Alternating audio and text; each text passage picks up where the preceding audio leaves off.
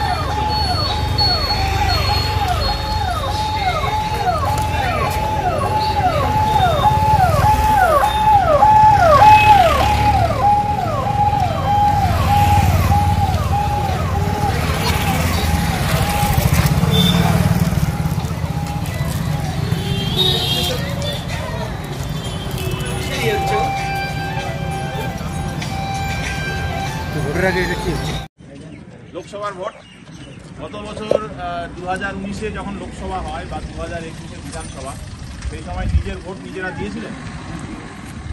নিজের ভোট নিজে দিয়েছিলেন কোনো জায়গায় না, আপনার সামনে কথা না, আপনি দিতে পেরেছেন দেখে খুব আনন্দ পাচ্ছি। মনে হচ্ছে রাজ্যে ইলেকশনের গন্ধ শুরু হয়ে গেল। আজকের থেকে মনে হচ্ছে না ভারতবর্ষে ইলেকশন হবে, ইলেকশনের গন্ধ শুরু হয়ে গেল। কি দেখলেন, কি কারা এরা? কেন্দ্রীয় বাহিনী, এদের দেখে আমাদের খুব মনে আশ্বস্ত লাগলো, ভালো লাগলো, আনন্দ পাচ্ছি যে পশ্চিমবঙ্গে বা তথা ভারতবর্ষে, সমগ্র ভারতবর্ষে একটা ভোটের দামামা শুরু হলো। কি মনে শান্তিপূর্ণ? শান্তিপূর্ণ আশা করি যেন শান্তিপূর্ণভাবে ভোট হয়, আমরা এইটাই কামনা করি। এরপরে কি এই ছবি দেখার পরে কি মনে হচ্ছে, আশ্বস্ত হচ্ছেন? হ্যাঁ, আমরা নিশ্চয়ই মনের মধ্যে একটা আনন্দ যাচ্ছে। আজ কেন্দ্রীয় বাহিনী আসছে মানে একটা ভোটের একটা দামামা বাজলো এবং শান্তিপূর্ণভাবে মনে হচ্ছে।